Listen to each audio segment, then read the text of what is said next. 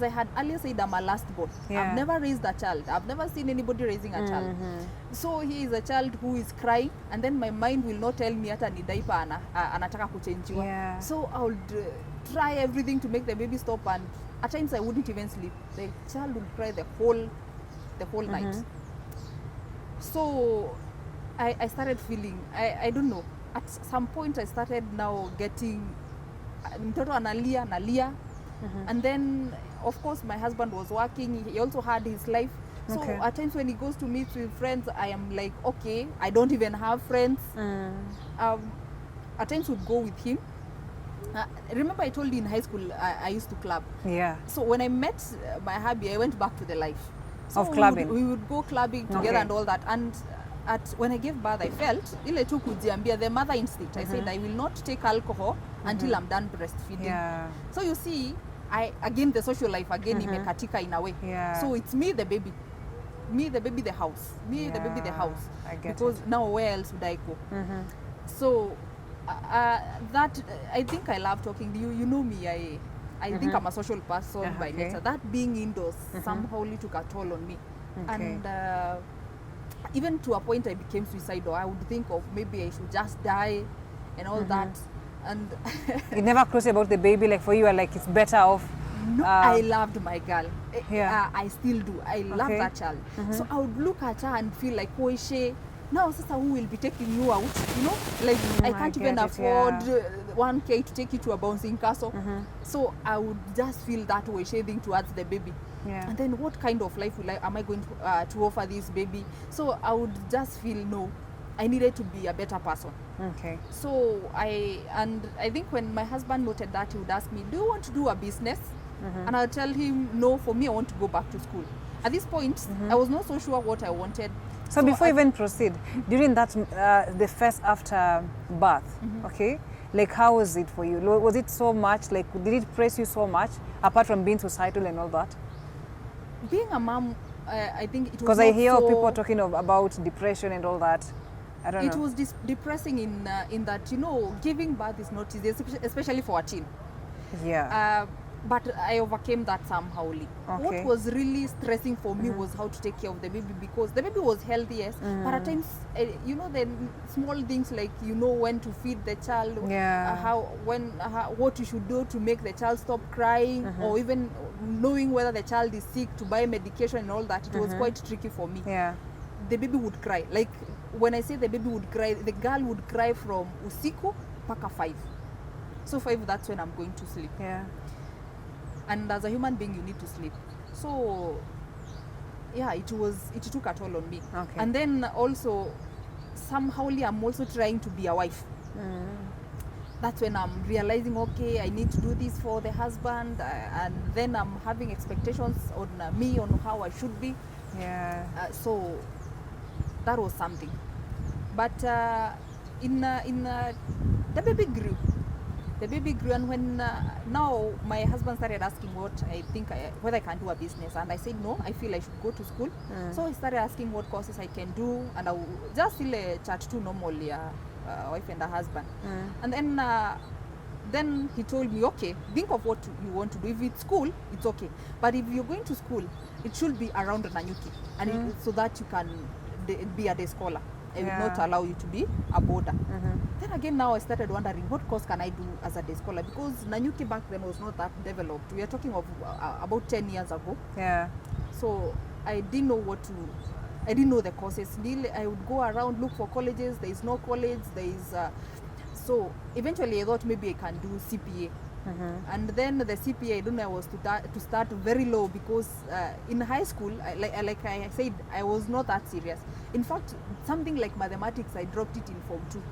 Literally, when I say dropping, the teacher would come to class and I sleep. And she woke me up, she tried to fight until a point she gave up. I remember she would come to class and say, Wanyoike, and I sleep. When she's going out, she'll say, Wanyoike, lesson imeisha, you can now wake up. Sarcastically, because now she had tried, it's like you had all she could do, and she just saw this girl cannot be helped. So now, but in that 2011, now new year, that is New Year of 2012, something happened that changed the course of my life. Okay. I received a message Okay. from a new number, a strange number, and then the message was that I had won 100,000. No, that was good money, you know. My friend, I was being conned. Okay, so okay, I called okay. in all excitement. Okay, I've seen you said I've won 100. How do I get the money? Yeah. She told the guy on the other end told me, do this, go and you want the money, but you cannot send you the money because how much do you normally receive in your M-Pesa? I told them around 10,000. That is too little. Look for somebody who receives about 100,000. Yes. So you can imagine me. We were living in a plot. Yeah. Normal estate. Normal. Kenyans know what a plot is. So I would go to the door next door. Knock, knock, okay. I'm asking. I'm here to ask whether, is it possible that in your M-Pesa you normally receive about 100K? And the person would like, okay, why are you asking? Yeah. I've won 100,000 and they have said, so I did that nonsense for like 2 hours. Yeah. By the time I realized I was being conned, it was about 11 a.m. I had woken up early, prepared to go to church, but now I received the good news. Yeah, the good news. I started looking for ways to get the money, so I was late. And the excitement at that point, I was so excited that finally I will have 100,000 to go to school. That was it. So I realized I had been conned because I started telling people to send me money and then the people would withdraw. I think I had given them my details and all that. Yeah. So I said, now that I had decided I'm going to church, I'll still go. So I went to the church that was quite almost next door. Yeah. So there, the pastor was preaching about a lady who had bled for 12 years and then she strived and got and touched the hem of Jesus. Yeah. She got healed. And he kept insisting that we should try to touch the hem of his garment of Jesus because our lives will get healed. Yeah. Somehow, when you have mental issues, you normally know, even if nobody nobody tells you. Okay. So I decided I'm going to look for this Jesus. Wherever he's found until like I found physically. him. Yeah. Until once I find him, he will heal my life. And somehow, I don't know how. And even if he is not able to do something about my life, I'm very sure he will do something about my daughter. She will have a good life. So I started reading the Bible, going to church. In fact, it was funny. I would go to church every day. Yeah. I remember I was a housewife, so I had the time. I would do my chores, cook for the baby, and then tie the baby on my back. And at this time, she was about 1.5 years. Ni mtoto mkubwa. Yeah. Walk all the way to church. Lunch hour, attend lunch hour. Other attendants come. We praise the Lord, and then, because now by the time it's ending, it's about 2. Now sit in the church compound, feed the baby, then walk back home. Because I would feel nikimlisha home tutachelewa. Yeah.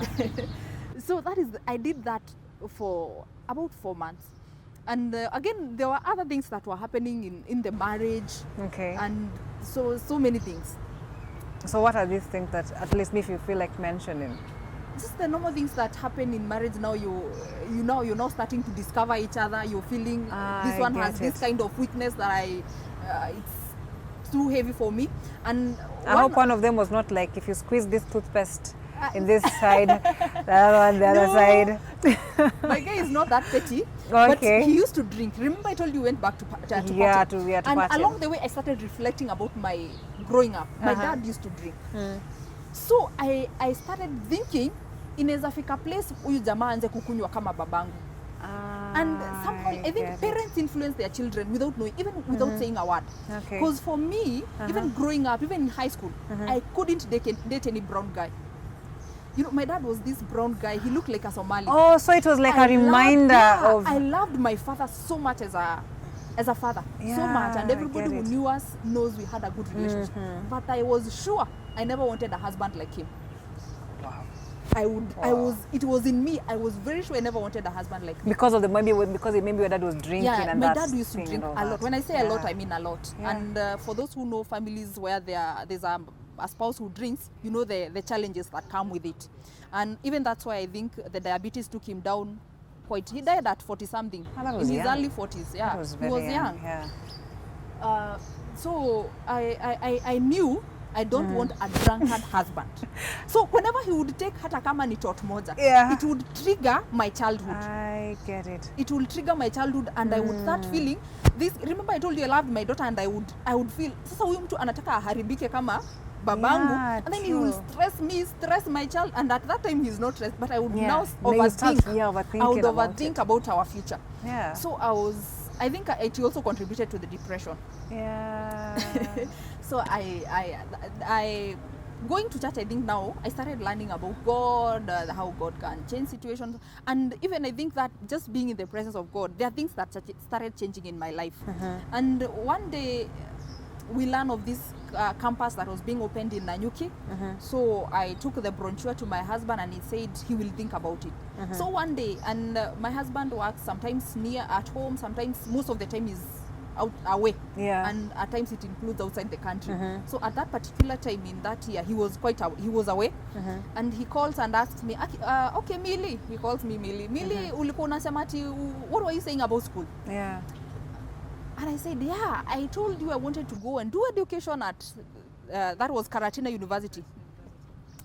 And he said, okay, go find out. So I went to the school. And when I reported, remember I had waited now, in 2012, I had stayed in marriage from 2010, 2011, 2012, 2 years at home. Yeah. So I was really tired.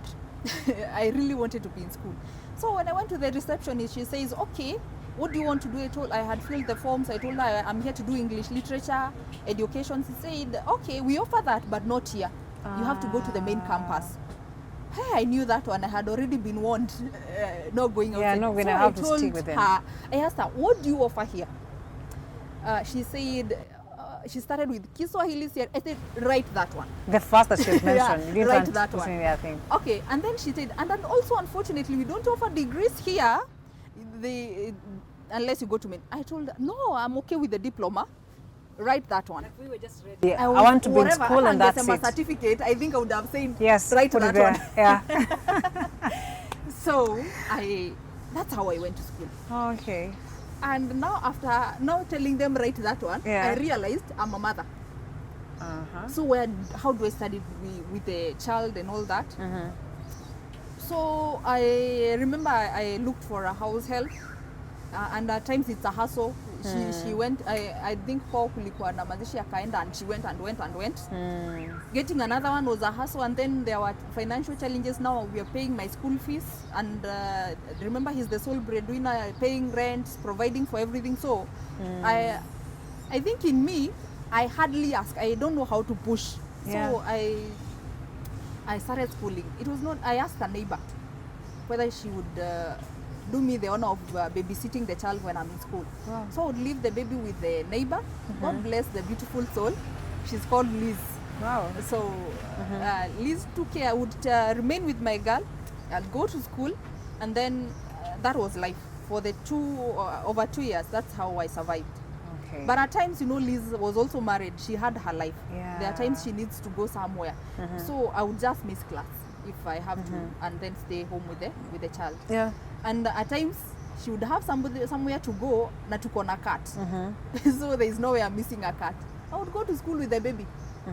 I thank God for wonderful lecturers like Dr. Murage, who would really encourage me. Yeah. But others, of course, would feel this weird. Yeah. So I remember one lecturer telling me to sit for my cat huko nje kwa corridors. And then now the girl... Wait, like this is the classroom, but now you have to sit outside. I'm doing an exam outside the classroom. Okay. And then ni gorofa, so the kagal is up, the kagal is down. So she learned to walk quite early. Yeah. So I would unaacha mtihani hapo kwanza, unakimbia una make sure ha roll down kwa stairs, unarudi na unamwambia ucheze huko chini, then you start writing. Doing your paper. Then, I love God and I love human beings. By the human beings are very resourceful. Even the receptionist ananiambia, wewe tulia nitakuangalilia huyu. Wow. So everybody would just help. And even my classmates, they were so helpful. So that is how I studied and I finished. Along the way, I had to tell, when I joined university, they even told, again, the receptionist told me they had already done the first semester. Yeah. I told her, no problem, I'm going to cope.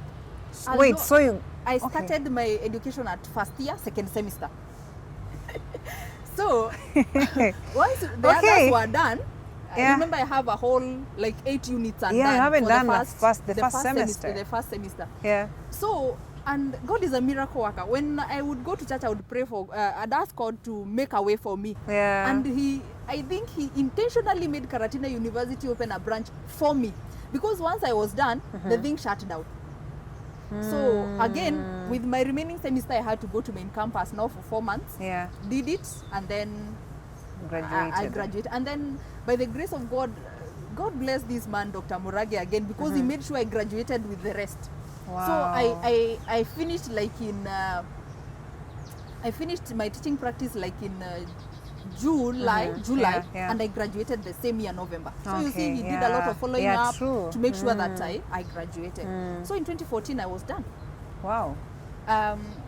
Then I did not want to work away from around, I wanted to work around Nanyuki, and it was difficult to get in Kenya. It's hard to get a job, by the way. So especially when you're choosing now, you want to work in a specific area. It was tricky. So I stayed for like 2 years without a job. But I met a sister. I had a friend. These girls of faith are very important in life. The friends you keep. She one day asked me, you keep saying you want a job. Where do you want to work? And then I started the long story of, I've been looking for jobs. And she told me, I've asked a simple question. Where do you want to work? I told her, I was living near a school called Nanyuki High School. Yeah. She told me, you want Nanyuki High School? Just believe God for it. Tomorrow we are praying. And I tell you, I had applied more than 10 times. I was very persistent. I would go to that school opening day. I'm here to ask for a job. And then they'll tell me, there's no vacancy, we'll call you. Wakifunga shule narudi. Nimekuja kuuliza, hakuna mtoto anaenda leave. I don't mind working hata kama ni for a term. And then they'll tell me, I think that persistence. So when we prayed with the lady, Esther Letela, she now lives in Kajiado. She told me, we prayed. The school called. Yeah. The school called. Okay, am I talking to Millicent? Yeah, you're talking to Millicent. Come on first. That was December. So that's how I got, got a job. My first job. Yeah. Though it was not really my first. There's a private school I had still gone to in, but I worked for a month because I felt the money I was being given was just equivalent to transport. It couldn't even pay for a daycare. So I felt I'm working there was no reward for it. So I just quit. And then that same December, I got a job, and that's how I started working. Wow. So, yeah. That was it. Yeah. Okay, so for you, basically listen to your stories, like your husband has been a pillar in your marriage so much. Like he has really... It is, I don't know. I don't know whether to call it luck, because what I did was reckless back then. Now, from high school to getting expectant, it was really reckless. And I wouldn't advise anybody to do that. Because from what I see on TV and social media, the kind of my husband and area. Maybe imagining if he said, you mean go find whoever made you expect that I'm not the one. So I don't know, it would be a different story. But you see, he took the responsibility. He also held my hand, despite all those issues I've told you, I would cry and all, and he's there to just trying to find out why are you crying, what is the problem. And then he even took me to hospital. When at one point he came home and I had really lost weight. I told you I was very imaginative of our future. So, and he was that concerned. He took me to a general hospital. They couldn't find what the problem was. He took me to Mata Hospital. He took me back to Nanyuki, and there we he just trying to find out. That's why we found out it was just mental. There was nothing wrong with me. I think at that time I was maybe 39 or something kgs. You can imagine. So at times, what I can say, if that was reckless. So I wouldn't advise anybody to do that. Just if you find yourself in a school, even if the school started yesterday, take advantage of it. Because in the same school where I was, I felt I didn't want to go. I think I was also selfish as a teenager, because I never took time to understand the kind of pain my mom was going through just to ensure I was in high school. not everybody in my village is educated. We have so many, and even they have both parents, but they never valued education. But my mom did what she could, because even raising school fees, by the way, for that day school was not easy. I know she would come to school. Whenever we were opening, she would take me to school and plead with the principal to allow her to pay in installments. And they would get into an agreement that she'll be bringing this kind of amount of money. Whatever time they agree. So she was really struggling, yet I never saw. As in, I just chose, I allowed the pain. I think it's always good to be flexible in life, as in, I think what comes your way, you embrace it, and then you make the best out of it. Okay, I think listening to you, what comes to my mind is the love of God is constant. No matter how, you might go through stuff, but God's love is constant. Sure. Like He will not take the opportunities which were meant for you. Like somehow, in one way or another, you will still get to where you are supposed to be. You see, you might sway, but because for you, let me say, you made those decisions. But look where you are right now. You're a teacher. You're actually doing, you're actually teaching, okay? Yeah. So you find that actually for you, like God has been there for you. Totally. Yeah. Maybe what I can also tell students who are in school. Yeah. You see, for me, my issue was just very minute that I made so big. Nowadays we have guidance and counseling departments. It's compulsory in every school. There's a guidance and counseling department. Whenever you have an issue that is troubling you, just go. And imagine if I had said that was my issue in Form 1. Yeah, true. And then you gave up. My life in high school would have just been okay. I could have met somebody who would probably could have made me see the positives of life. And So maybe there's a viewer, a young person who is listening to you. Maybe you can just face the camera and maybe advise one or two, whatever you want to say. What I would tell the youth, number one, take the opportunities that God is giving you today positively. Because for me, being in that school, the day school, that is Ngarariga Girls. Today it changed to, I think, Our Lady of Mercy, Ngarariga Girls. I would have taken that opportunity positively. I wouldn't have gone through all that much struggle. So take the opportunities in your life positively. Again, if you have anything bothering you, don't overlook it. No, people feel, I can handle it. Don't overlook it. Look for help. Because they are the things that now escalate, become very serious issues. And I have learned that because the moment I learned to share my problems, I became a healthier person, a happier person. And then the other thing, maybe not necessarily to the young people, but again, it's especially to the young people. If you're thinking of getting married, no, it's a lifetime commitment. Don't just try it out like, I just want to try and then see what happens. Marriage is a lifetime commitment. So be sure that that's what you want to do. Because for me, I was sure that when I was getting to marriage, I was sure I wanted my husband, Freddie, as my husband, and that is it. So I have worked through it, no matter the challenges, to make the marriage done. And he also worked his part. Like he's done whatever he thought of. Maybe he wanted an educated wife. He has made me one. So for those who are maybe in marriage, make your spouse whatever you want them to be. Okay, that's so nice. And actually, as you wind up, how do you find this place? Wow. This place is just awesome. The reception, the services. It's amazing. It's amazing. Yeah. And I cannot wind up before thanking you for giving me the opportunity to share my story. You're welcome. I'm always generous with my life issues because I feel not everybody should learn from their mistakes. They can learn from ours. And then maybe their ride will be less bumpy in life. So thank you so much for hosting me. You're welcome. You're welcome. And Pride In, you're doing a good job. We are here at Pride In as you are, and we are so happy to be hosted here. And definitely, as I wind up, what I can just say is, until next time, this is Story Corner.